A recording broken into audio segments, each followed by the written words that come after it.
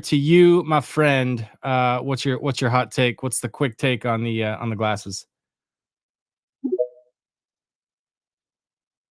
Oh, did we lose him? And he's gone. I don't know what's happening. If you can tell on the live stream right now, dude, you guys just played musical chairs and Melina was just bouncing around like a damn pinball. That shit was crazy. But I think she's back. Okay, so I did want to invite Lucas up as well on the stream. I know he's been flirting with video, so no pressure, do it. But you can definitely come up if you want. And yeah, so whoa, what keeps happening there? So this is what I think is going to happen when it comes to the goggles and where people are gonna run with it. I just think that we're gonna see completely different versions of social media that don't exist yet. That like there's I don't know. I feel like there's gonna be trends. I feel like there's gonna be all this stuff that we can't know yet. Like I was using the example the other day talking about I think if you'd have known when we were playing around with the early iPods, like Fanzo was talking about, and I think I have that exact one in a drawer back here somewhere, and just big, bulky, stupid thing. But that what was going to happen was that was going to lead to the Droid and Apple iPhone kind of battle, and then it just fully shifted into Apple. Everything was smartphone, and all of a sudden we were going to get Snapchat and we were going to get Instagram, and that was going to lead to short form content with TikTok and stuff. Like Vine never came through and like changed the way everyone does something, but TikTok did 100%. And now we've got this complete change in the way that we consume. And I think that there's no way that when they were developing that iPod or initially the iPhone, they could have ever predicted in a million years that TikTok was going to come from that because it just like was it Jobs? Who was it that said it's easy to see the dots going backwards but not forward? Like it's Jobs. impossible. Yep, that's Yeah. Jobs. So I mean, what better use case for that than crazy Apple products that literally just evolve into something different? So all right, Snuffalo, you're back. We're gonna see if you can unmute or if Melina will pinball around the screen again. Over to you, Snuffalo. What do you think? Brother, can you hear me? I'm rugging too much. We hear you great, man. And Melina is safe and sound right next to me in the co-host spot. So you're good. Go for it. Perfect, man. Yeah. So I don't know. It's a first generation product.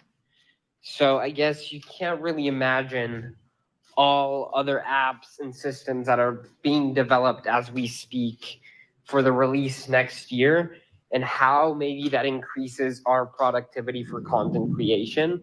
I think what the what do you call these, goggles or glasses? I think they're goggles. I'm pretty sure they're goggles. Okay.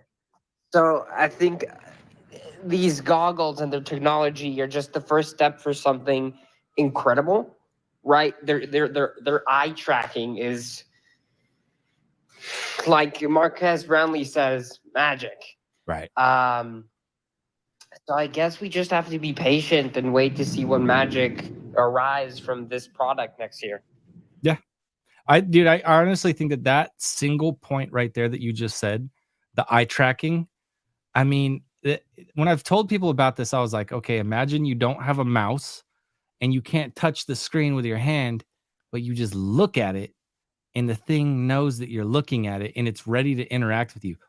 Dude, that is so crazy. That's the craziest thing ever. I don't wear glasses or contacts. I will get contacts that allow that in my contact. Sign me the hell up the day that drops.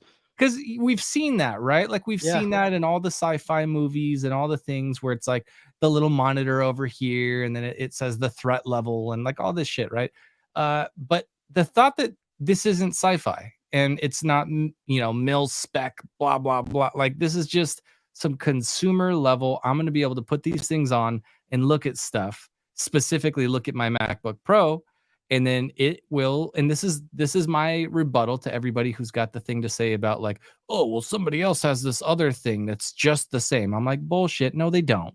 There's nothing where I can look at my computer and just because I looked at it, I can pop up an 80-inch screen like, a foot away from my face while I'm editing on my MacBook. Like I'm still editing. I'm still using the keypad. I'm still using the trackpad, and I'm editing like I normally would. It's just I have literally endless space to see my footage, to see the tool sets.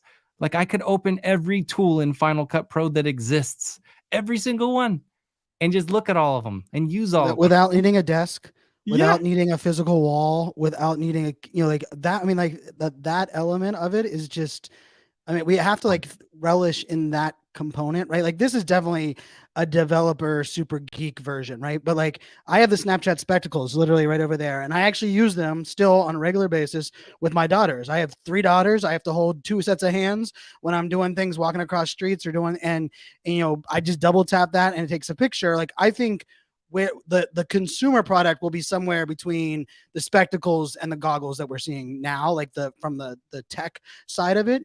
But I mean, think about what I mean. I think it's a great day for Meta. Like I thought the release was great for Meta because it validates the market for what Meta has already invested a crap ton of money into, which, like, let's face it, like that's a big play for that version.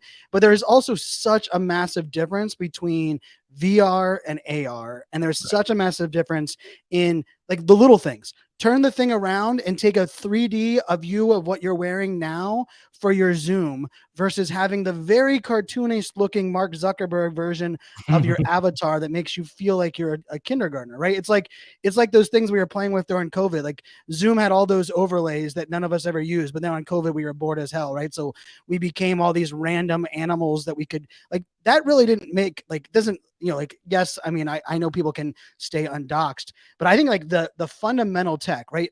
Like even like the fact that they removed the joysticks.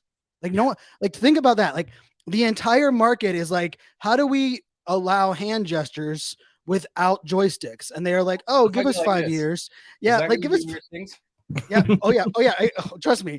And I mean, if you think about it, they remove joysticks. It also opens up the market that runs the internet, which, let's face it, we know what runs the internet. Yeah, and when you don't have to hold a joystick in your hand, VR or AR comes a whole nother layer. Just saying. Yeah.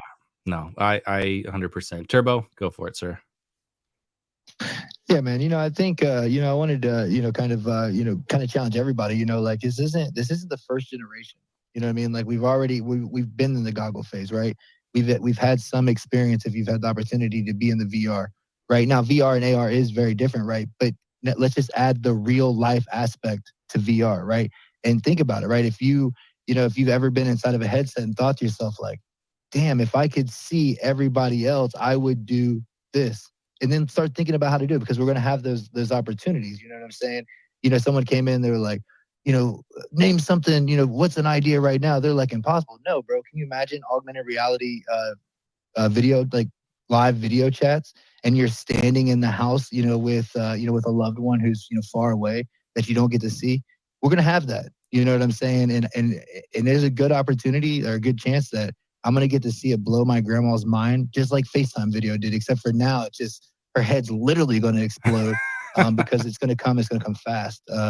Just because we're here, we're talking about it, right? Like, when we talk about the iPod, it's really funny because people were like, there's no way music is just going to fall from the sky.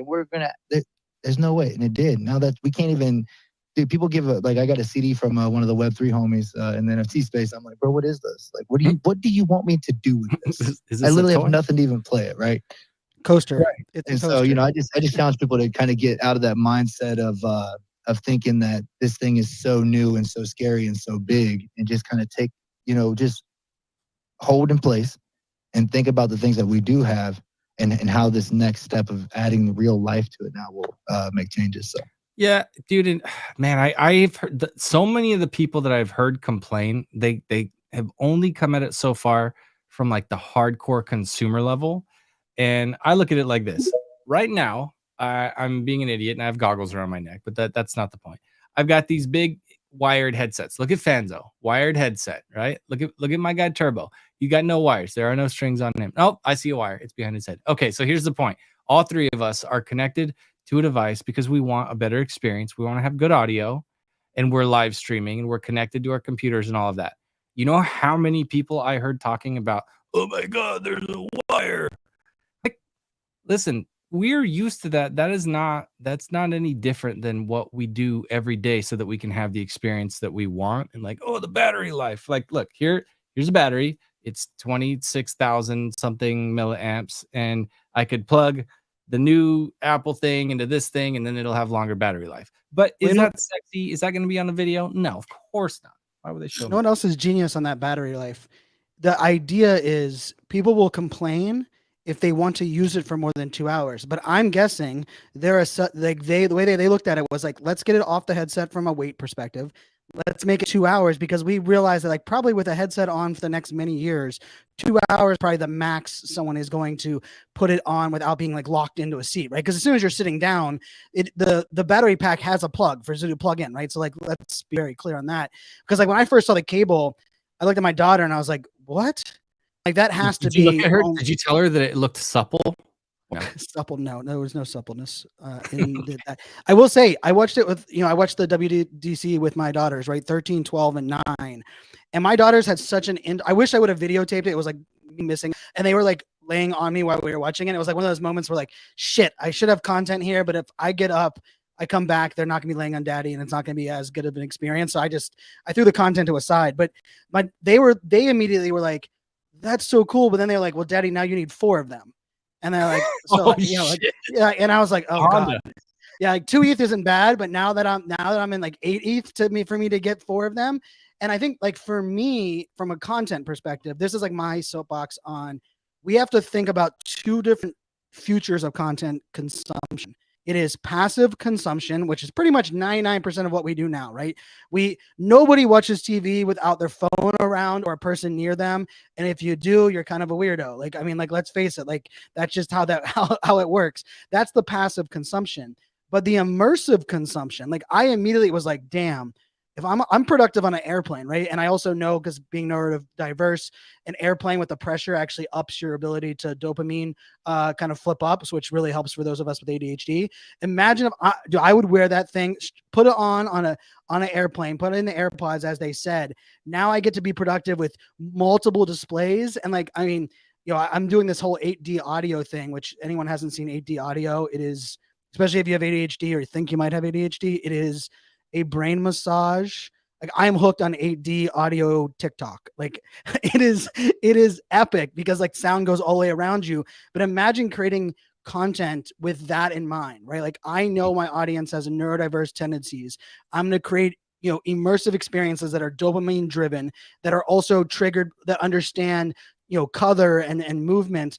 And I think all of that's going to be things that we're going to find out in this first version. And the second version will have like the pro version that has the battery pack on top of the headset for those that don't care about the weight on there. And, and even like one of the things, my youngest daughter has glasses, and her first comment was like, Daddy, I didn't like, because we had the Quest, we don't have it anymore. Putting that on my daughter with glasses, it just didn't, she like, they had like the setting, but it was just too much on my 9-year-old's head. And it's like within minutes, the Apple, delivery was, oh, and don't worry, we have these, click in pieces that, and I looked at my daughter and I was like, you just take your glasses off and you put in there. And she looked at me and was like, wow, like that is like a, like those little things where you're like, imagine how that's going to unlock different ways for people to consume. Right. We haven't even, we're consuming audio still in flat, right? 2D flat. We create and consume video in 2D flat, as much as we have great tech around us. Like I have my GoPro Max that I capture a lot of 3D 360 content on. I have to make it 2D for, like as we do as creators. But imagine like all that. I mean, I have some amazing footage of my daughters and I going down water park in slides with me holding the GoPro Max, that I could actually now use that content in an immersive experience. Like my thought is we have to think about 2 different audiences. One that we have yet to tap in, and that is that immersive audience. Like talking about like the king of all, like you get 100 people to watch a live immersive experience on a device like this. That's a game changer, I feel. Yeah, you got to, and we have to think in the future too. Like I have behind me a whole bin filled with my old hard drives, aka floppy disks that I put in the Sony camera, and I got 640 megs max out of like maybe 13 shots. It was like it's like a digital Polaroid, right? And I still have all of those because I can use them now. I can enhance them now, and they're valuable to me because like there was just no digital photography at that. I mean, that's like the 90s, right? The late 90s. I have images and stuff that like you just don't have images that like you might have a picture that you could scan from back then, but for the most part having the original files, that to me, I've kept it. Every bit of footage I've ever taken I have on external hard drives. I'm looking at like, I don't know, 30 terabytes right now of video that's all maxed out just sitting in a corner of my table here in my office. And it's not because I think that it's doing me any good collecting dust. It's because my camera just turned off because I'm not awesome at this. Watch this. Wow. Avatar, baby. But here's the thing. In the future, if Google or whoever makes it where I wave a little magic wand and then they just suck that 30 terabytes into their system, and now I can use my words while I'm wearing a headset or whatever, or spectacles or contact lenses or however it's going to look, and just be like, take me back to 2003 when I took that summer vacation to Vancouver, whatever I did, and just boom, all that hard drive space sitting collecting dust for years is now serving me, and no one else has it because they didn't collect it all that time. So the future, I'm pumped about it. I don't know what's up with my camera. I'm gonna figure it out, but I think that this first gen tech, sure, yeah, it's gonna be clunky, it's gonna be expensive, and it's gonna be for the developers that help enable all of the people that are going to shape the future of content creation. Do They're people going to, remember how it's much gonna their be first TVs were? Like when Mitsubishi came out with their TVs, right? In like the first 50-inch TV, I think it was $12,000 for like the base model at Circus. $12 freaking thousand. And I remember I remember my dad getting one that had like the cabinets that pulled out in front of it, and I was like, this TV is so damn expensive that it has folding cabinets to protect the screen because it's like as much as a car sitting in my family living room. And like now we're at a spot where you go into Walmart and it's like $89 for a 4K, internet connected TV, right? Like, I mean, and that's not been hasn't been that long, like in the sense of technology scale. So like that's where, I mean, it is kind of crazy to think we had Google Glass. VR isn't new, but it has taken a while for like, and I think that's the thing that people don't respect enough with Apple is like Apple's been working on this for 5 freaking years, like 5 years, then fully like it, like no offense to the Quest, but the Quest was, hey, how do I get VR out there and test like the basic VR experience? This is how do I add every bell and whistle on there to decide, do people like the idea that they can use their fingers for action? Do they like the eye tracking? Like, it's like, this is really, I mean, it is, it's just like, Amazon, gives away their Amazon speakers because they don't make money on it, right? It's a loss leader for them. But it's also like they're still training us. Like, how many people order anything from Amazon from their smart speaker? Pretty much none of us. But like that was the original use case of the Amazon smart speaker. But I have 3 of them in my house right now, right? And like my kids are obsessed with them. Like we do, like if as soon as my daughter asked me a question about like, hey, daddy, why do they do this in baseball? If I don't know the answer in like 3.3 seconds, she asks the smart speaker, right? Like that just like daddy has to be like really on it for that side. And like, that's the cool part about this tech is that this time next year, we'll be thinking about it from like content consumption and like experiences and like, oh, you walked with the person holding the torch at the Olympics as if you were walking next to what the hell, like there's no, we're not replacing an IRL experience. We're creating an experience that doesn't freaking exist. And like, that is just cool as shit. I love it. I love it. Turbo, what are your thoughts, sir? Yeah, man. You look at AI, like when ChatGPT first came out, it was like really just word driven, like we were looking at pictures and stuff. And it didn't take long, right? The content creators, we started seeing bots coming out that, were helping with video editing, which were, speeding up all of these different processes and stuff. Again, leveling the playing field. Right now, yeah, of course, it's $3,500. I think Fanzo, he kind of hit it on. They've been working on it for 5 years. They have obviously money that they have to recoup. It becomes a luxury, right, for those who, have the ability to be able to afford to be able to experience it, right, because it is an experience. And so, yeah, of course, they want every person to have one of these things on their face. That's their goal. Their goal isn't to keep people out, right? They just have, like, I think through this time, it's going to be a time of, just recouping. Plus, it allows for a very small pool of people that makes it a lot easier to control. It makes it a lot easier to talk to these people, because if someone that paid $3,500 for this headset, if the thing's glitching or something doesn't work right, you best believe that they're going to be calling somebody, letting them know, they need to fix it. Also too, like and we consider them innovators, right? And so, in that same pool, like they want to see this tech grow. I think when it comes to, content creation and in this, right?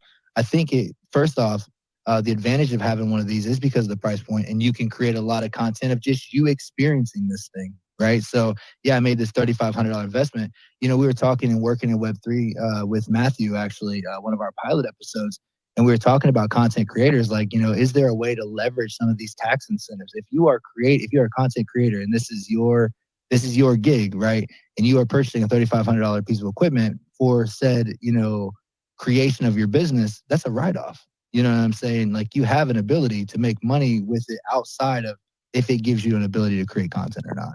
Yeah, 100%, dude. That's I mean, it's the funnest side of it for me, because we get paid to play with new fun things and then let other people know what was good and what wasn't good. Like, what a world. Like, what a crazy situation. Like, I know I've got like the crazy Indiana Jones style stories about how my great grandfathers came here from Russia and all that, and it was like, these guys literally were getting shot at to get here, and like died with bullets in them and stuff. Like at the end of their old lives, they still had a hunk of metal because they decided to escape communist Russia. Like, cool.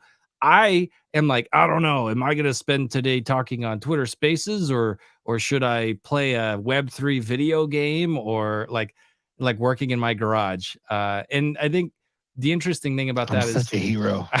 Right? I'm such a badass. You don't even know. It's in my blood. So imagine that all of that, overwhelming situation that I just gave you there. If it's all too much for me for a day, I love the thought that I can do something that I never take the time to do. I've had it in my journal so many times. I'm gonna go up into the mountains. I'm gonna bring pen and paper, and I'm just gonna think, and I'm just gonna get clarity. And nope, never gonna happen. Like, I'm not trying to do that. There's just way too many damn things. But you know what I could do? I could be like, and just turn the little dial, and then I'm sitting by the lake. I'm not getting eaten up by mosquitoes. I didn't have to run it by anybody. I didn't even have to think about it for more than 30 seconds. I was like, you know what I should do? I should go to the mountains right now.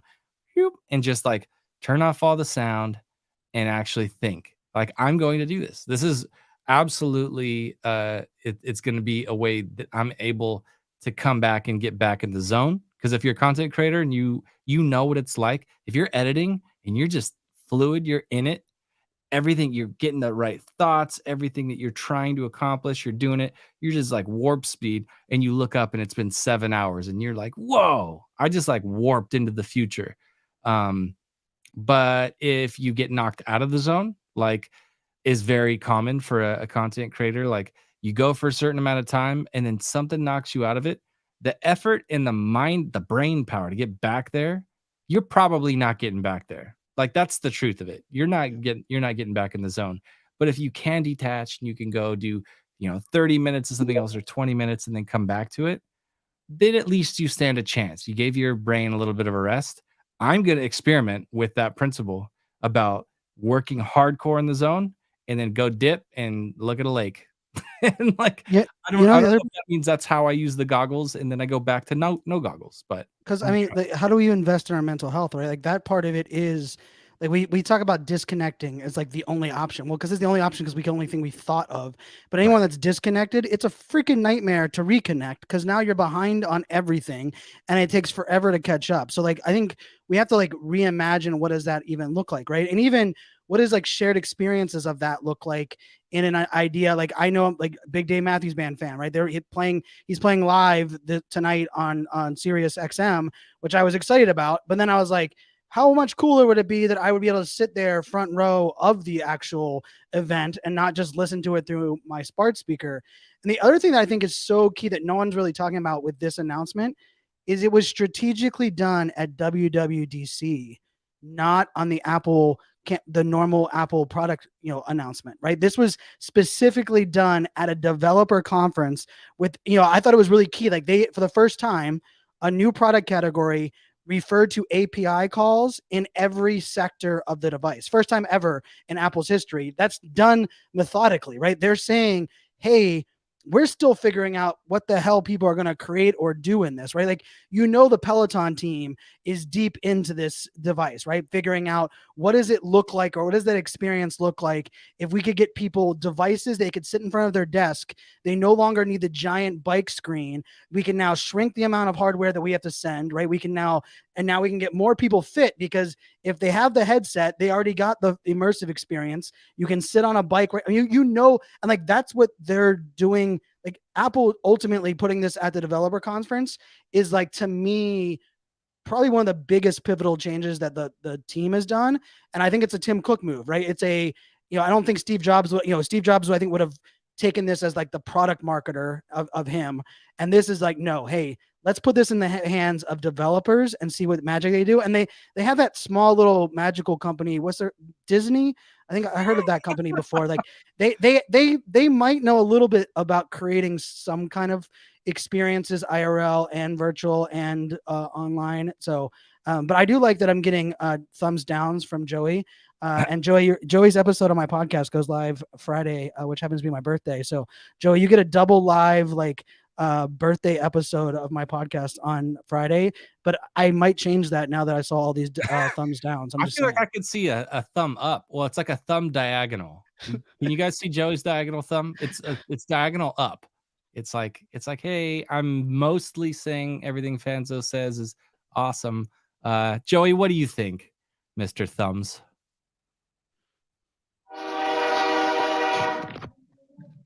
No, not doing it. Want to see something cool on the live stream? Because I'm not into that. What's this? Oh, what's pumping? It's not pumping. It up. It's not pumping. Oh, nope, still not pumping. Yeah, you can't control the live stream, pal. That's what this is all about. Content creation. All right.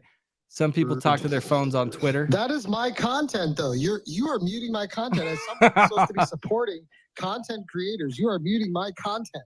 So imagine that control in a 3D environment. All right, back to you, Joey. Okay, so let's talk about this. First off, that is my content. I legit had somebody send me a video from NFC Summit in Lisbon of that song playing and saying, like, all I do is think about you when this song comes on, and like showing the scenery in Lisbon, Portugal, because that is my content, and you muted me. Oh, I'm a mean man.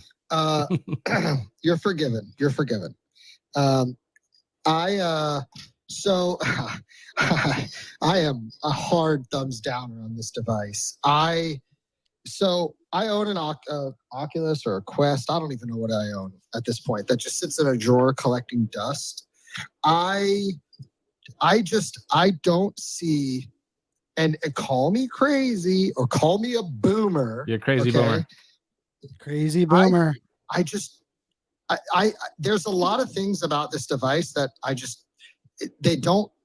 don't see this making sense. The battery life is one huge hurdle, right? Like I honestly see this more. Joey, hold on. I'm going to interrupt you for a second. I want you to do like reframe just for this space. Hate, go after it, FUD it, and you have every right to do that. And especially in places where they're more respectable than me and they won't mute the pump it up song. But this is what I want to say. In this space, what I'm attempting to do is give a perspective about this thing that's not about the price. It's not about the metal and the glass. It's not about the weight. It's look at it. And I would love to hear your thoughts, because you have great thoughts, dude. I'd love to hear your take that matters, on. though. I know, but this is what it matters at this point, at this iteration. But what I'm thinking about is for content creators, for people that take these little bits of glass and plastic and metal that we hold in our pockets, these little supercomputers, and they change people's lives with it, and they make all this content, and they pump their heart and soul into these weird little devices. And what comes out of that is not glass, metal, and plastic. It's something completely different. So I'm not saying this is good, and I'm not saying that you're wrong to say that it sucks, but I am saying, what do you think it means for the future of content creation when tech like this innovates completely new versions of social media and other things. That's where I want your brain to be, Joey, because if you want to talk about a $3,500 goggle, there's everywhere on the internet's talking about that. But I don't hear people like Fanzo and myself and Turbo that are giving a perspective about what it means for content creation in general and the way that things are going to go. Like, so beyond the glass and the metal and the plastic, what do you think this could mean, Joey? Okay, well, maybe I don't know enough about the device, but I don't see how this is going to change the way we create content, because from my understanding, the device is so I, I think the struggle is when it comes to content creation is attention, right? Like it's all about content creation is all about attention, right? How do you convince somebody in the first, let's say 5 seconds, right? Or even less than that to stop on your video and watch your video, right? Or to click on your tweet and read the thread, or, stop doom scrolling and, and watch that video or YouTube, right? And I think the struggle is with this device is that I don't see it as a platform for content, right? Like they're talking about it as spatial computing, right? So you'll be able to work on like if you were working on your computer at home and you could have multiple screens. Can I give you an example really quick? between- Because I want to expand your mind a little bit. Because like you're next to Snuffalo. By the time he lives his life 3 times over, he's gonna have your life experience. I want to hear what he has to say after this. But this is what I'm saying, because I'm almost 40 myself too. So I'm not saying that this is like a Zoomer boomer or anything like that. But this is what I think. There are people who I absolutely wish I knew what it was like for them to go through their workflow. And there's no way I get to go hang out with that person and be a fly on the wall. Here's an example.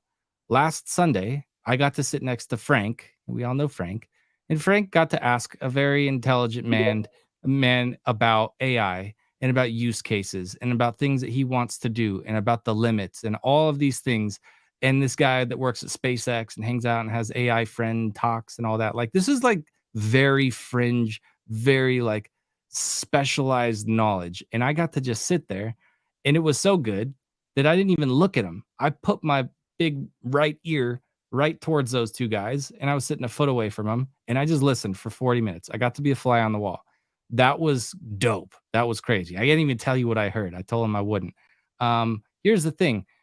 If you had an experience from somebody who does the things you want to do and they do it a certain way, whether it's an artist and they paint a certain way, or it's an editor and they edit, or they play piano a certain way, or they do whatever, and you're literally able to look through their eyes and experience what it's like doing what it's like doing the things that they do that they're so specialized at.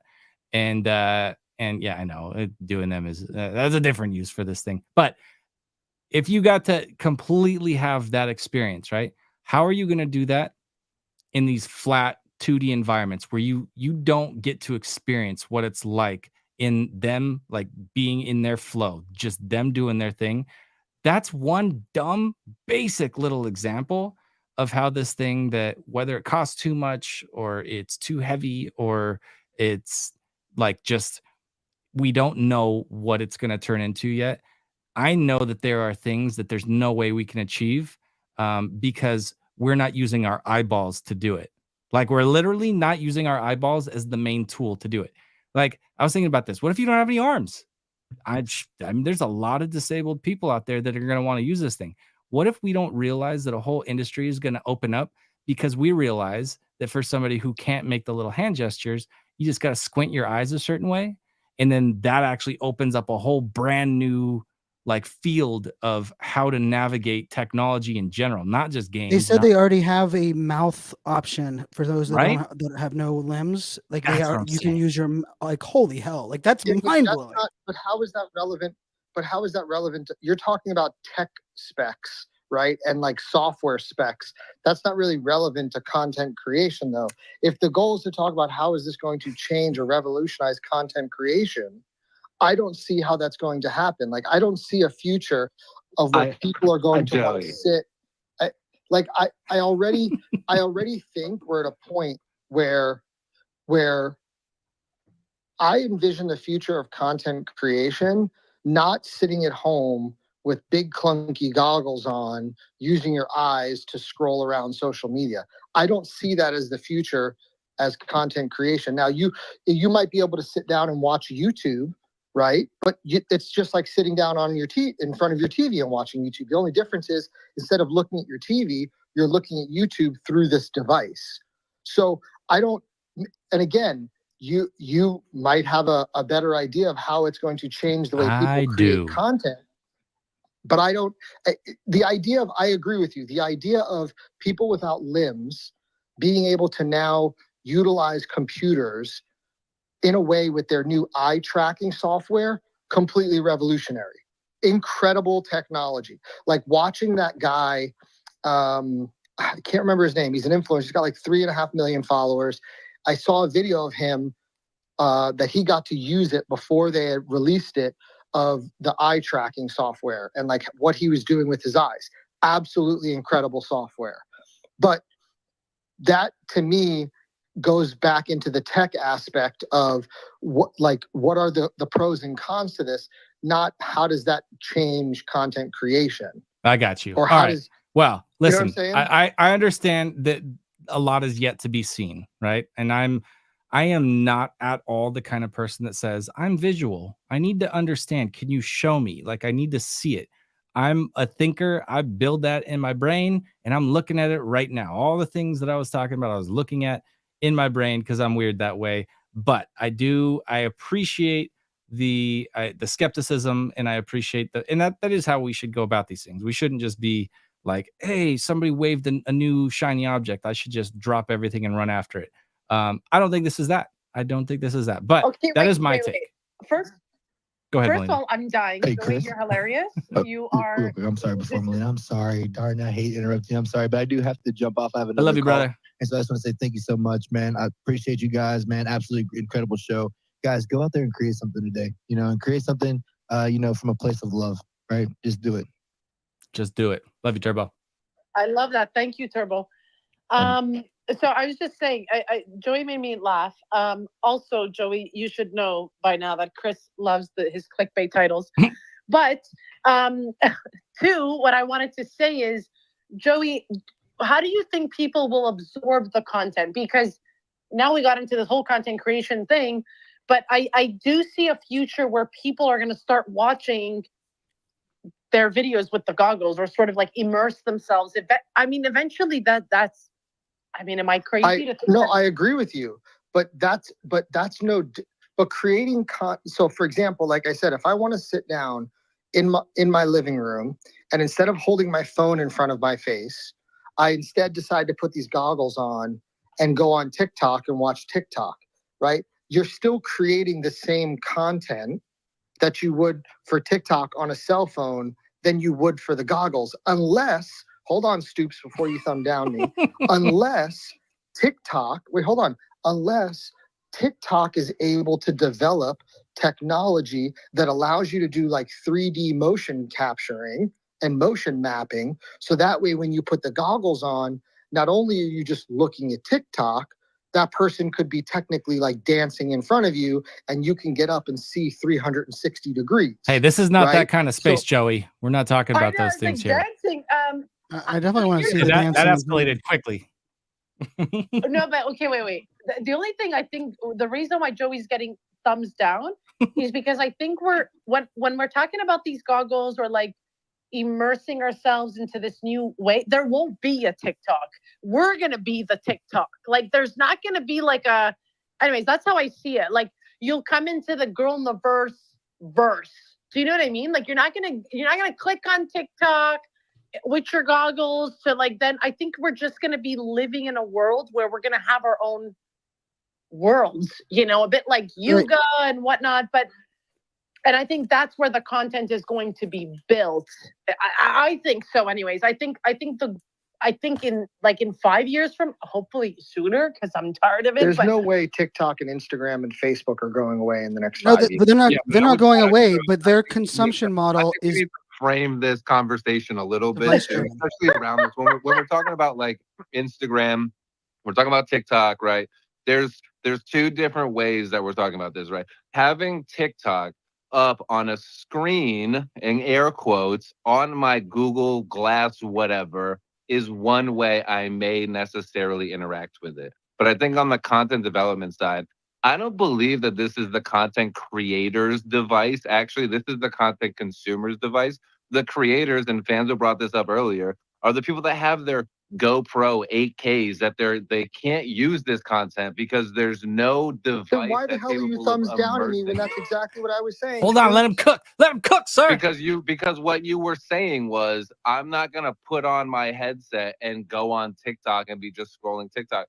I mean, I will necessarily, but it won't be, I think, in the way that like we're thinking about it today on a 2D panel. And I think like even now, right? Like Oculus has the YouTube VR, but this device itself, the PPI or whatever, is just going to be so insanely high compared to what Oculus has given us that it's going to feel like I went from PlayStation 1 gaming to like PlayStation 4 gaming as far as quality and graphics. And that's going to create such a different experience. Like even now when I go on YouTube on my Oculus, the frame rate, it is distorting a little bit. And I think with the higher quality for the consumption of content, it's going to be a lot better for people to be in these more immersive experiences. And people like Fanzo and people that are using these other technologies are going to actually be able to have a device that they can build optimally for. Like right now, we're making short form content that's perfect for my 16-inch smartphone, right? So I think like when we're framing this conversation, I agree with you, Joey. I'm not like the biggest fan. I'm not all for it, but I think in the content creation,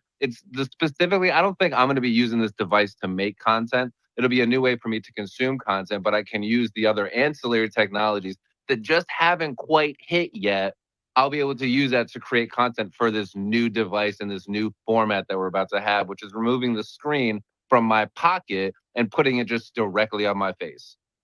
And, you know, I love that Okay, you so wait, said that so- side of it because like tonight, like you know how much it costs for courtside for the basketball game tonight? $24,000 for third row from the court, right? But you know damn well the NBA next fall will have one device sitting between two chairs, and we will be able to pay a premium subscription. And my happy ass will be watching the entire basketball game tonight from freaking courtside, and I'll be able to see LeBron throw the chalk up in the air, right? Like that experience does not exist. And for those that still want to consume the 2D, you're going to look at that on your regular TV. You're going to watch that on your phone or watch it on YouTube TV. But like that idea of unlocking, like put me courtside, put me, have an experience. Like, I mean, I like the idea of like, what about like our relatives that want to travel that can't travel with us? Imagine if we have a spectacle type sunglasses that we're taking a tour of the Louvre and they're able to put on the actual headset and be on the tour with us, not just on a regular tour of a museum, but be able to join us in an experience. That version will be content. It's really creation experience or experience creation, not content creation. I guess that's probably what we have to start to reframe this. What is the future of experience creation? All right, somebody clip that. So when the internet is named by Fanzo, we know what to say. All right, Melina, I didn't even want to chance the fact that you wouldn't get to come in and drop heat. So Melina, over to you. Ooh. Yes, I was just gonna say, everyone is muted. No, I unmuted. Okay. I've literally never used that button until just now. I was just trying to like assert dominance. I don't know. I felt dumb, especially considering Fanzo could have talked the whole time because he's on my account. So I didn't even need to co-host him, but I was like, just in case, Fanzo. Anyway, go ahead. No, so what I was gonna say is and I agree with Fanzo, it's more of we're saying content creation, but it's more of the experience of creating or what did you say, Fanzo? What's the word? Experience creation. Experience creation. Yeah, I totally agree. And that's why I was mentioning, because I do think eventually as content creators, we're not going to be using I just don't see, I mean, I don't know, I could be completely off and I probably am, but I really see a world where we're going to have our own verses, our own metaverses, and a bit like a Patreon, you're going to come into my world. Like, why couldn't I have a show, or why couldn't Fanzo have a show where you'll need goggles to watch? You know what I mean? Like, I definitely see that in terms of like creating and where we're going, especially now when we see with like AI, like I can basically create a AI version of myself and then, you know, turn that into the new host of my show, right? So I do see that, you know, I mean, I don't know, I see that a lot sooner than Joey thinks, maybe, I don't know. And you know, there are right now Web3 apps that are trying to get us to get paid. You know, when we talk about content creation and as creators, the big issue with Web 2 is not just the platform. It's how we monetize. It's how we are able to send out our content. It's how we're able to create communities amongst ourselves, right? I'm having to use like 7-8 softwares and programs right now just to, you know, have my own community and get paid fairly, right? So I do see this longer term for creators as a place where I just get to create my own world. I don't know, maybe it's too crazy, but no, I don't think that's too crazy. that's where I see it. Yeah, listen, I mean, that's where I see it. Yeah. I think so many people have the hardest time realizing that 11 years ago, it's why I always come at this from a content creator standpoint. I look at things different than most of everybody else because they don't make content all the time. That's all I've done for a lot of years. 11 years ago, I, for the first time ever, had the ability to upload a thumbnail to my YouTube videos. That was the first time you could do that 11 years ago. Prior to that, YouTube picked the thumbnail for you. What did people do? They put pictures of big boobs on everything. They arbitraged the opportunity. It grew. It became this different thing. Now people think YouTube and they think money. You know, 11 years ago, I thought YouTube, I thought Dropbox. I thought here's a way I could send a link to somebody to watch my video without physically mailing them the CD with that video on it, like I had been doing for years. So I look at that. So that's one frame of mind, right? Look at it like this. When I drive my kids to school, I drive a 2005 Mazda. It's a 2005. That is approaching 20 years ago, right? So that thing was probably made in 2004. So 19 years ago, I had this device was made. And in the last 19 years, like, sure, some stuff has changed in cars. This pretty dope stuff has happened, right? But they still drive on tires. They're still, you know, rocking the same type of metal. They're not flying, right? They're not that far away from how they were 19 years ago when my car was made.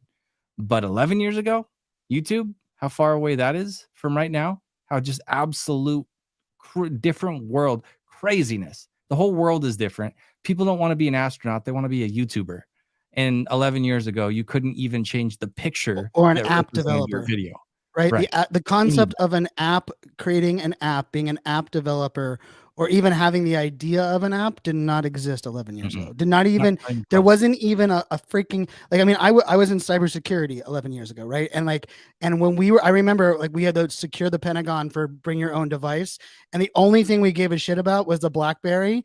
And we would disable people's BlackBerry camera on the back so they couldn't take a camera into the Pentagon, into a secured facility. And I remember thinking about it, like, this wasn't long, like 11 years ago, that was our only concern of connectivity. Like there was no Wi-Fi in the Pentagon. There sure as hell, like there, and you pretty much had no cell service in the Pentagon at the time. The only thing we cared about was a backwards camera on a BlackBerry. And 11 years later, I mean, think like that is, and I love like the YouTube thumbnail one is like mind blowing, right? Because like, if you think about even podcasts, it was a 70-step process 9 years ago. Like I remember uploading it. I had to unwrap a file, I had to rewrap it, upload to a FTP server. I had to get an FTP server hash. I had to go into the Apple system and connect the hash, and I had to match hashes, and then I had to upload the metadata with the two hashes and make sure they didn't break, just so my podcast could get out to one player, which was the Apple Podcast player. That was 9 years ago, right? Like that is mind blowing. 9 years from now, we'll have content creators and developers developing with the eye technology alone, with the hand sensor technology. Like, think about that from like as soon as I saw the hand sensor technology, I was like, wait till we have connected refrigerators that are actually worth the shit. Right. Like I've said it forever. Like, how do we help like remove waste in America? And how do we get people to actually be more productive with their time? Like, our refrigerators should be weight censored. And like, we know, like, it should automatically deliver me new milk when my milk is at a percentage, because I have my, my groceries already delivered. A lot of that technology hasn't been scaled down and been adaptable with like chip creation. What we're seeing now, what you're seeing in there, like like that could be one of the most exciting part, right? Like, if you take each one of those, I think they had, was there six unique sensors along So the bottom, right? yeah. Like, each one of those can be implemented into all these different technologies, let alone the devices that we already have. Like, I think the bigger question will be 9 years from now, do we have a physical device in our hand to consume content? Like, Right. Yeah. that'll be interesting. Yeah, and things are happening way, 11 years ago when we got thumbnails, we weren't using AI. We weren't doing, most people weren't, whoever was, geez, that's scary stuff. All right, we're going to go to hands because I suck at this. But man, I love the conversation though, especially from the content creator perspective. It's why I stopped Joey earlier, because I get it. And I think the vast majority of people agree with everything you said. I just have a different lens. I don't do anything like most people. Everything about what I do on the day-to-day is ridiculous for most people. So like that, my conversations generally don't sound like most people's conversations. All right, Snuffalo, your hand was up forever and then you just disappeared. Again, it's only when I call the guy. Poor kid. But Christian, your hand has been up. I love your name. I love that it has the glorious first part in there. Christian, over to you. Dude, I feel bad that he dropped off right now because I was looking forward to what he was going to say. For sure. Yeah. Okay. So thinking about this idea of content creation, specifically with, VR, AR, and this, this is something that about a year ago, I was talking with a client who is a very high-end luxury bike company. And one of the things that they wanted to do was like a metaverse, biking event. And, it was going to be a partnership with Bike Club. If anyone's familiar, they kind of dropped off the face of the earth now, but at the time they were the first, actual Bike Club NFT, project. And it was really cool. Anyway, it was going to be a cool partnership. But the problem was there was a high demand, but technologies like Zwift, which is what we were going to, try and use. It just wasn't there yet with, what Meta was offering. And so it was going to be really tough, but the demand was there. This huge community of bikers were very excited and, wanted to do this big event. And, the first marathon had been, done in the metaverse. And so this was a thing. But I think that, a lot of times too, we look at content creation, especially right now, just through the lens of what we currently have.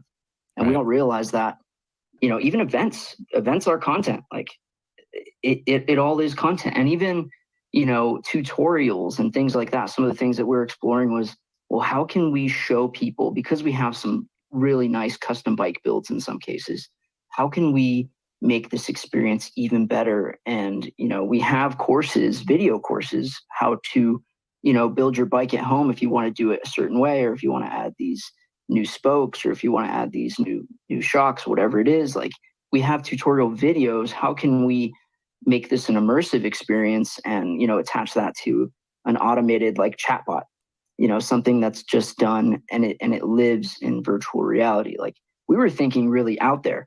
But again, the technology just hadn't gotten there. And obviously, the other thing too is, I know we're not talking about it, but price is a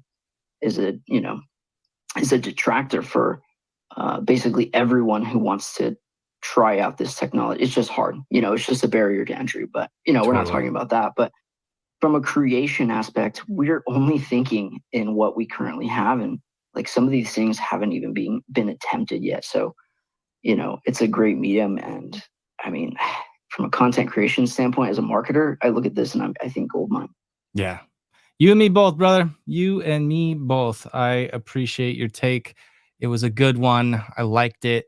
And shout out to Joey. I enjoy so much talking with, and like I don't usually combat like you're wrong or whatever, but like I love somebody who can have a take that's like straight up the polar opposite of mine and go back and forth, and it not be like an emotional thing, and somebody with a good sense of humor, because what a jerk I am. I muted his Pump It Up song, like, and I don't even feel bad about it. All right, Jesus, I want to say Jesus. I don't know if many people call you that, but I'm gonna say Jesus. What's up, Either Jesus? What's going on, brother? To be honest, it's whatever you feel more comfortable with. At the end of the day, I don't have any issue with Jesus or Jesus or Jazu if you're speaking in Portuguese or however other ways you can pronounce it. I don't have an issue with that at all. I'm doing good. I do think Emily was before me, so if you want, I would prefer to let them Hey, go first, and then I'm I'll all go about a after. gentleman on Twitter Spaces. Let's go, Jesus. All right. Well, with that, Emily, nice to see you. How you doing? What do you think about the subject? Hi. Thank you, Jesus. Thank you, Jesus. Jesus. Chris, thanks for the panel and having me up. I'm loving the discussion. Hi, everybody in the room. I'm loving it because what's even the progressions, right? With like, I came in the room and like Joey was, giving his take. And then Melina came in and said, how about we will have our own universe? And the whole following conversation and what we had like 10 years ago, how was YouTube and so on. And it left me with this take. Like for me, what it's doing in me right now, listening to y'all, it's a change in mindset. Like I really, regardless, like the Apple goggles, like it got everybody's attention, like so much, like never experienced that in the space. Like, and now I'm like, okay, I really need to take this seriously, meaning that it's a shift of mindset to get ready for me to be able to create that experience, right? To be able to learn about this technology, not to be afraid to actually sit down and learn and play with it and not be afraid that it's going to be too hard or too complicated or there's no time for that. Like you have to, because it's moving so fast, but there's still time. Like it's not about something that you have to fear, but kind of embrace. And for me, really, the takeaway is that you need to shift your mindset that things are going to change dramatically in terms of what is content, and to be able to do like with this, like we're doing now, and imagining the future, like kind of like think about, okay, like people are going to be able to come and see me, maybe like how would that look like for me, what would I want to create with all that technology, and then with our minds ready, then we can sort of get like ahead of it or flow with the current of this new technology and creating this new content. So that's the take that I wanted to bring to the conversation. Thanks for having me up.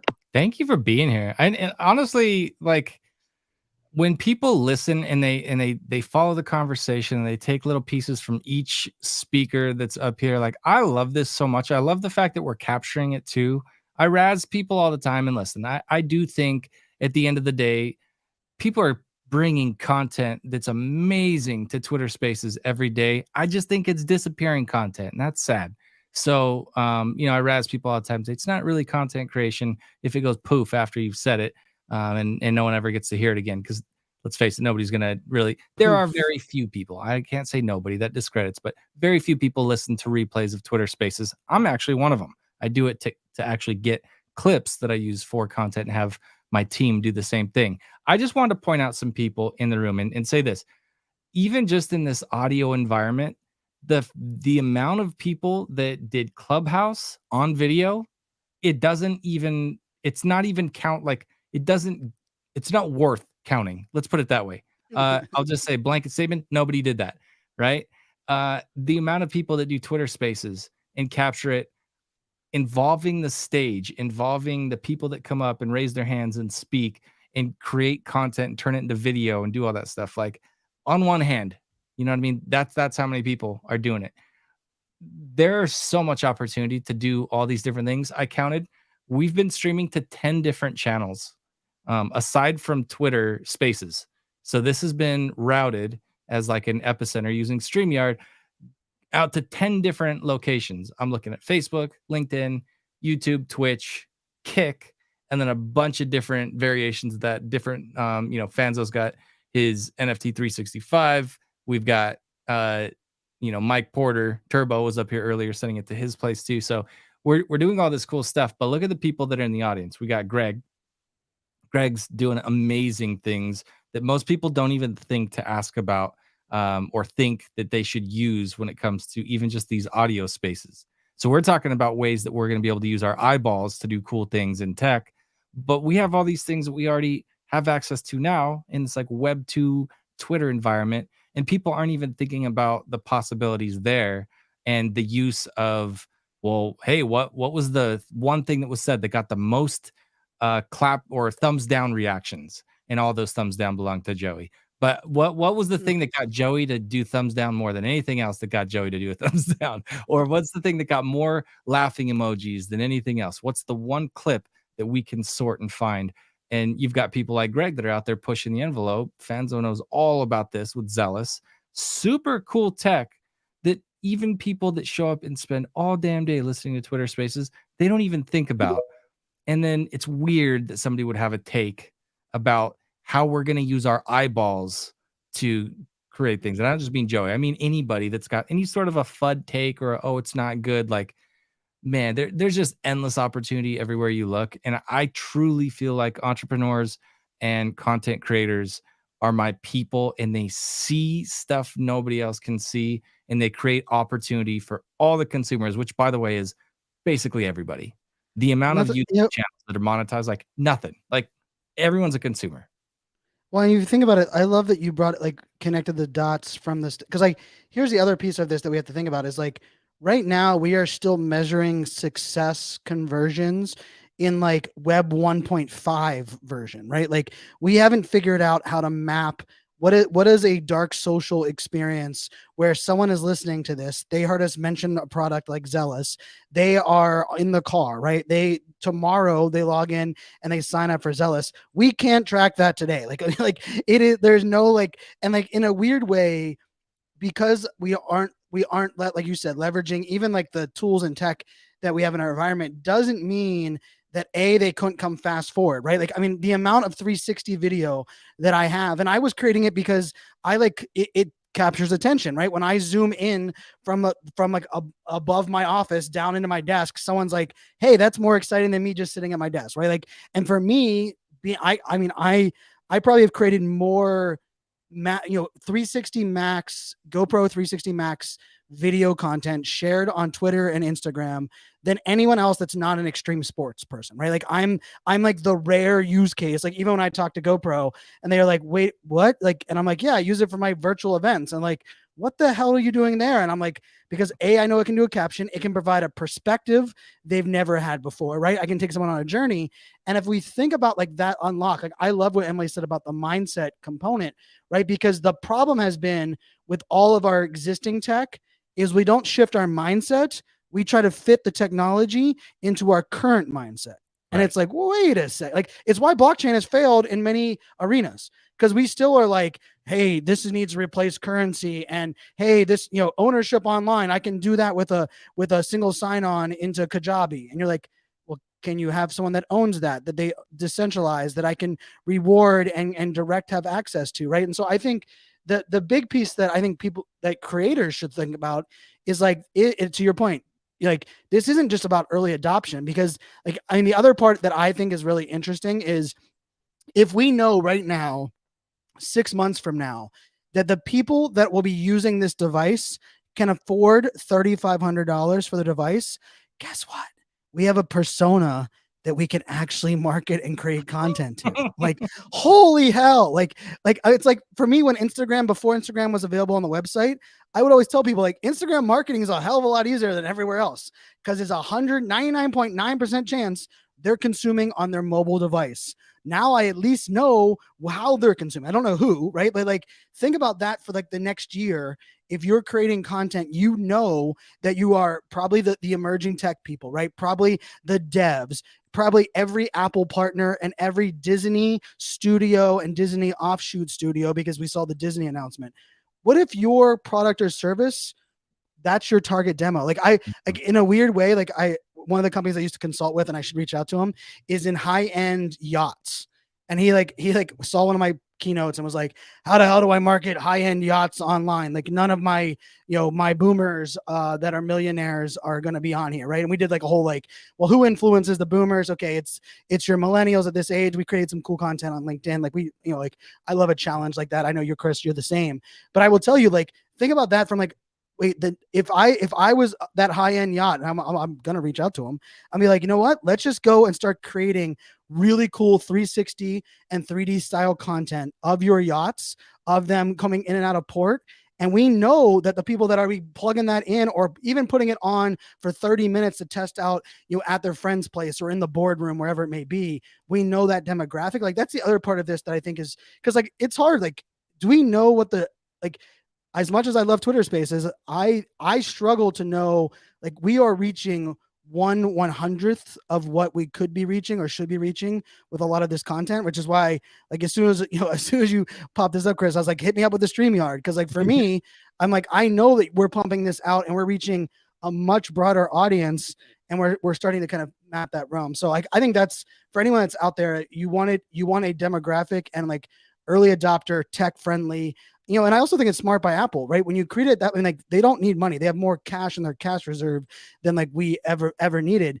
But there's also a reason that you price point something at that level, because you also expect like a certain level, like you're also shrinking the amount of customer service that you have to deal with, right? You're shrinking the amount of, like, if they realize 6 months in that 2 hours of battery life is not enough, guess what? It's a cable that detaches.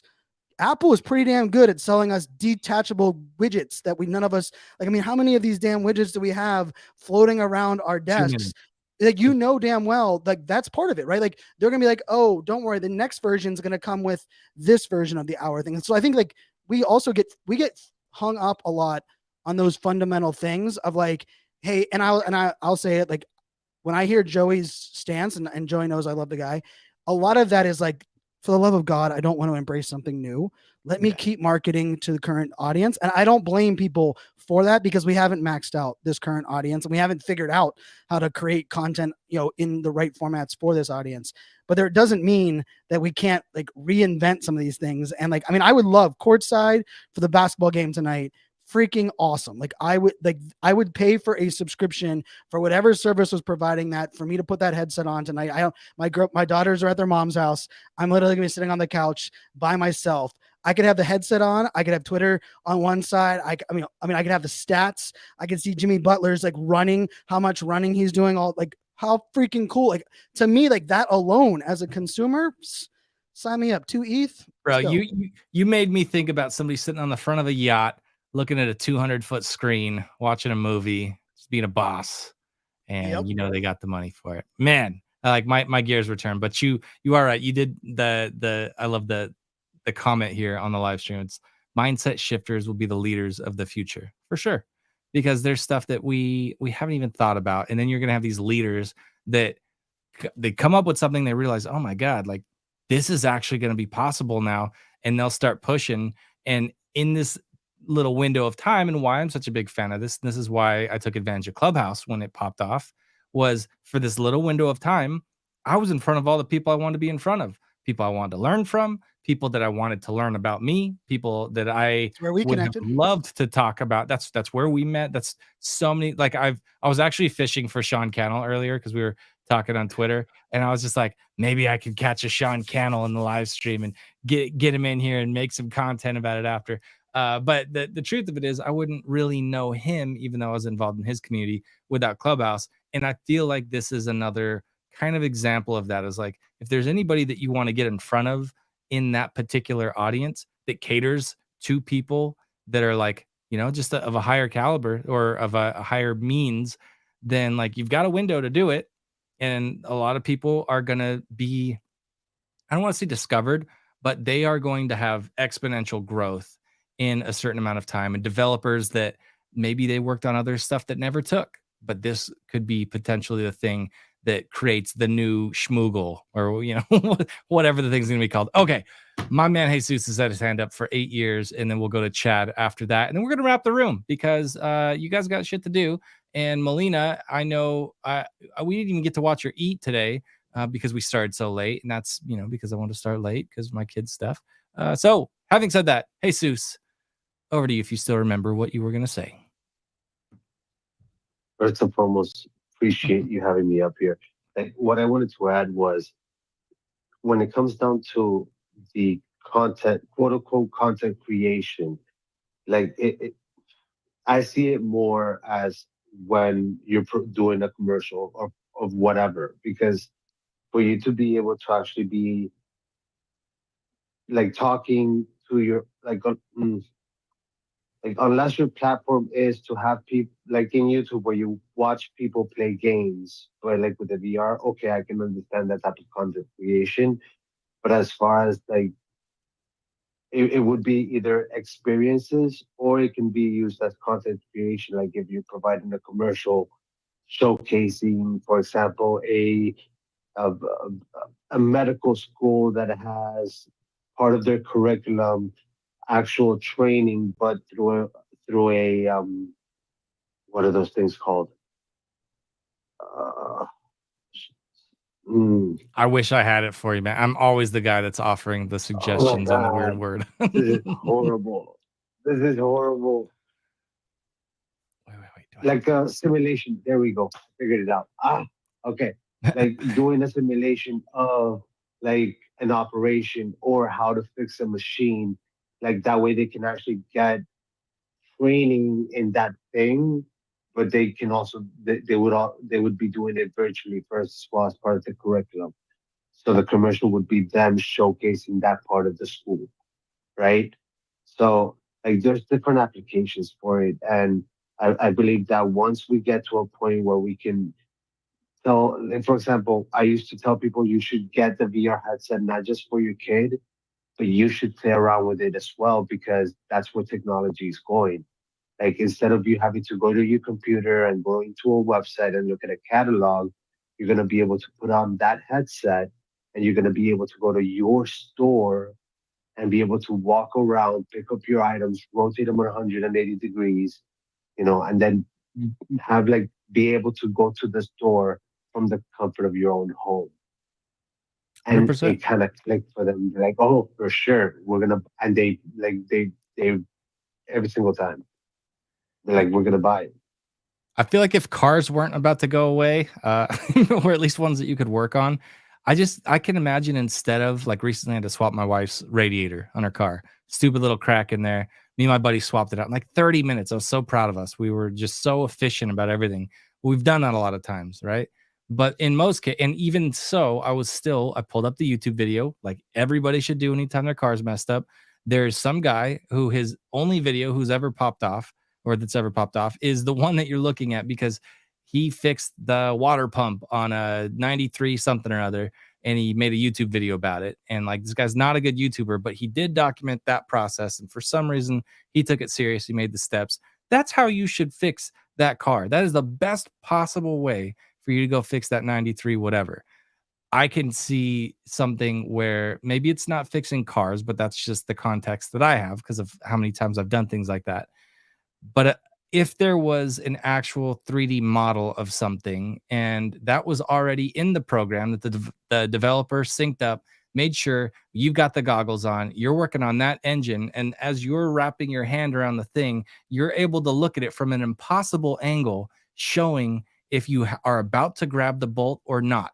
And you can see it from, like I said, an impossible, you're like invisible, like you're inside the engine block looking at this angle of you about to, loosen up this 10 millimeter bolt or something like that. That is 100% possible with this kind of tech, but there's no shot we've ever been able to use that. And I don't know. And that's just one dumb car guy take on it like that. I think that's not the smartest version, but it's so practical.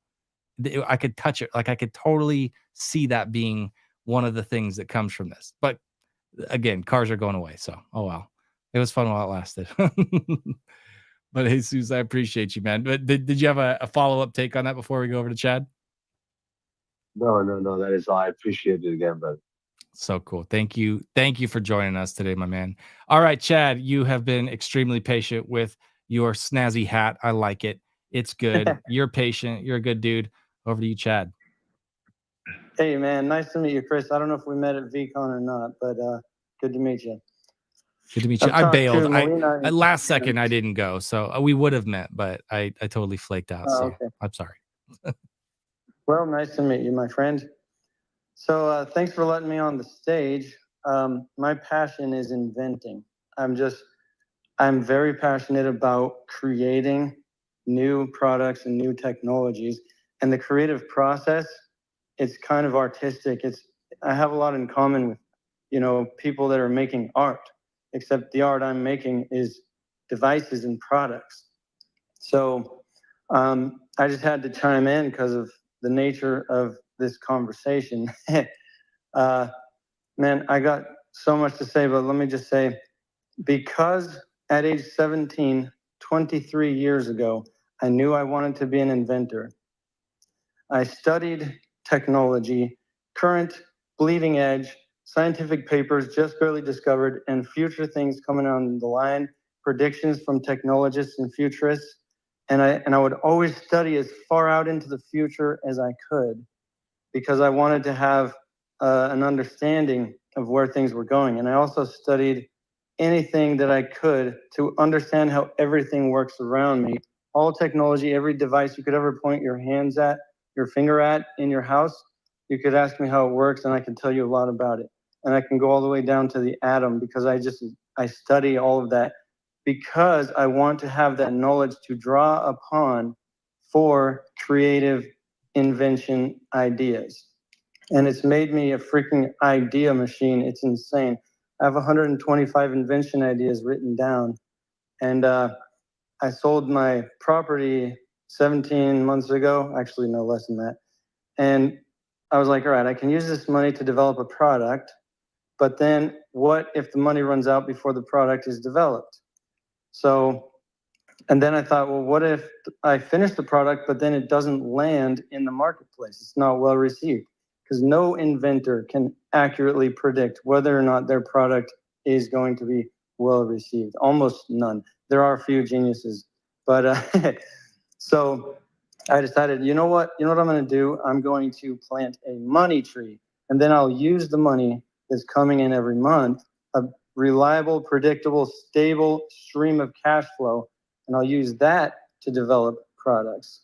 So I went out and I bought a bunch of mini claw machines, and that's my business, and it's been super fun. But I'm still in the phase of growing the claw machine revenue before I start allocating profits into the development of new products. But I wanted to tell you guys one of my favorite invention ideas that I would love to work on. I'm just going to share it with you guys, because when you're passionate about the creative process, you're not greedy. You don't care about ideas. You don't care about people copying you. I want to do all my patents on an open patent, so anybody in the world can go ahead and make it and sell it. And it's just the love. It's the love, the passion of the creative process. It very much fulfills me. So I'm just going to share with you guys one of my ideas. This is invention idea number 90 out of 125. I've been following AI for a long time. I read the book Super Intelligence by Nick Bostrom. By the way, write that down. Super Intelligence by Nick Bostrom. I read that book in 2014, and it talked all about AI. This was written by one of the foremost AI scientists and researchers, and it was a very prescient book at that time. And that was, as you guys were saying, you're talking about things that happened 11 years ago. That was 9 years ago, almost a decade ago, right? And so I've had AI on my radar. I've been watching OpenAI since the company was launched. I've been telling people I was freaking out about GPT-3 before anybody ever knew about ChatGPT, because that was GPT 3.5. And I would tell people, oh my gosh, they made a large language model the previous year's biggest model had 15 billion nodes. And the very next year, they came out with one that was 175 billion nodes. A node is the neural network equivalent of a neuron in the brain, or their best approximation. You know, it's not like the human brain, but it was inspired by the human brain. And neural networks were a major breakthrough that happened around maybe 2010, 2012, somewhere around there. Anyway, so I would tell people about it. This is crazy. They made this super big large language model, and it can write legal documents for you. It can summarize legal documents for you. It can program websites for you. And I've done that myself. I've had it make all this code and I put it on my website. It's crazy. And then I would tell people and they would be like, "Oh, that's nice." And then they would move on with their day because I'm the weirdo, the freak of nature that's obsessed with technology, and everyone else is happy going along through their everyday lives, you know, going to their jobs and hanging out with their family and going to the movies and watching movies in the theaters or whatever they're doing, their hobbies, everything they're doing. And me, my hobby is studying technology. So people's eyes would glaze over. I wouldn't have anyone to talk to.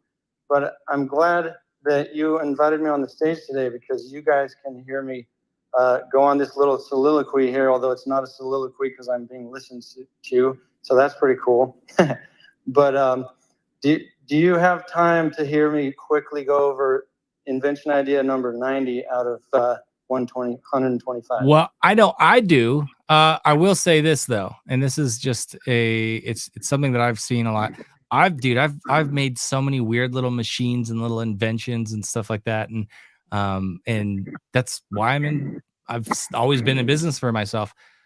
Connect with me, man. I want you to come back up and we'll chop it up on like a hardcore like a maker space, and we'll dive in because we're about to wrap, and I've held these people hostage, and I respect their time so much. And shout out to my cousin Josh Hemsley down in the audience too. I haven't even ever seen him in any of my spaces before, and it's because we're just sharing this thing out all over the place. So Chad, listen, dude, I want you to come back. I followed you. I want to connect. I want to hear about all the invention stuff, but I got to cut these people loose because they're amazing and they hung in here for me the whole time. So does that sound like a good deal? Come back. We'll do more chopping it up. Man. I love it, no dude. Worries, man. Well, thank you for sharing what you did so far. And like, listen, I'm super into all that stuff. I was the kid that took apart the radio and then put it back together, and it still worked. So I was like, okay, I'm good at taking shit apart. You took I was the one that took it apart and can't get figured out how back to work. I don't know why. Like when I got into the cars, it was like tear all the bolts off, but I didn't know which ones went where, but they all ended up in the right place. So I always end up with spare parts, and I always you gotta use Ziploc baggies and Sharpies. That is one. That's the ADHD dyslexia of me. Yeah. Yeah. So, dude, Chad, Right. I would love to have you come back and I'll chop it up with you and kind of break down some of these things and get into it. And I'll share some of my weird little inventions as well. Most of it started with, like I said, taking shit apart as a kid and then building skate ramps as a skateboarder when I was a little Hessian. So, yeah, Nice. that'll be great, man. Cool, man. Well, good to meet you. Happy to connect. It'll be fun telling people about my invention, which involves augmented reality and large language models. Ooh. So I call it human augmentation. So that'll be fun. Love it. Hey, and let's connect before tomorrow because I'm going to a group in Santa Monica tomorrow, not for the AI thing, but for a bunch of, NFT Web3 stuff that happens on Thursdays. But it's that same group that has an AI get together once a week in Venice Beach. And it's the people to connect to that are like the scientists and the super nerds. California spoiled, son. Bro, Man, I'm so jealous. So freaking jealous. You got to come out one of these times and we'll do it, fans. I do. All right. I do. For everybody else, thank you. And Melina, you're awesome. You showed up. You ate, and we were in your ears while you ate, and you shared that time with us. We knew that it was happening. We couldn't see it. If this was a 3D environment, it might have been different. Thank you, everybody that showed up. Zeppelin, I see you down there. Cesar, we got so many awesome people. And Greg, you champed it out. You stayed through the whole thing. Thank you for all the speakers, all the listeners. Please come back next week. I'm not going to be doing anything picking up kids or any of that because they're out of school. So next week, it's going to be Wednesday, 2 p.m. Pacific Standard Time. We're going to do another content creator space. Yeah, I hope everybody has a fantastic night. Appreciate you all. Have a good one. And Fanzo, don't leave yet because our video's got to upload in the background. Everybody else, peace. That's so cool, man, to get to see. I had